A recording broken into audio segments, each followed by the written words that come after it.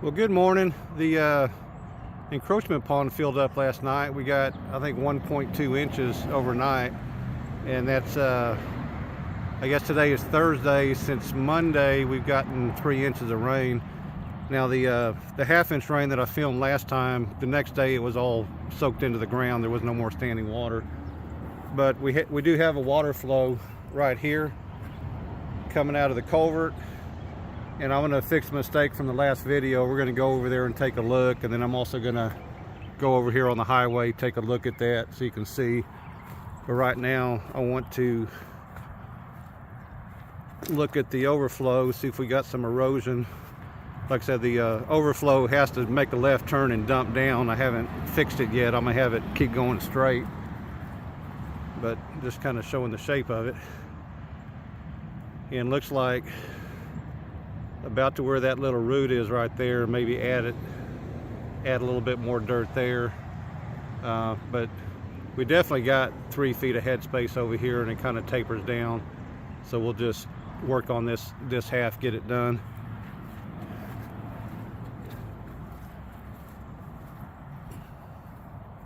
And I think the water kind of helps show the flow a little bit better. So we're coming out, and then, like I said, it has to nosedive down. I mean, this was all kind of dug up and stuff, so it wasn't packed down. So I'm seeing a lot of sediment over there. Anyway, this is the first time it filled up. Pretty freaking awesome. But let me shut it down. I'm gonna walk over there. I got a feeling that the gabion and the sediment has probably made a pond, and that may keep that water flowing for hours after the rain stopped, since it probably puddled it up. But let's go take a look for sure. So as you can tell, the highway's over here, and I think that's what confused a lot of you. This is the area that's been clear cut for the subdivision. Anyway, you can see a natural ravine here. So that was the original flow. There is no ditch on the highway, so that water just kind of I think there was almost a car accident. I think that water just kind of washing down here, going in this ravine and cutting across. And what I call my highway flow is actually the highway ditch. But anyway, we're looking at this here. There's definitely standing water in here. So this is a gabion and a silt fence they built just to keep the sediment from coming on my property, which is great. You can tell, I don't know when it happened. This was probably the 3-inch rain event. You can see it came over by all the sediment up here, organic material. But we got standing water here. We got standing water here. So my guess is this is going to continue to flow throughout the day as it starts draining out. So that's almost a good thing for me. Rather than getting all the water at one time, it's going to get it over several hours. I'm going to go, I guess the last thing I'm going to do before I shut this video down, I'm going to go up on the actual highway real quick and kind of show you things from that angle. But that is amazing, the water flowing over this gabion. I mean, it's got to be 30 inches tall, if not 3 feet. All right, well, this is going to be a little bit noisy.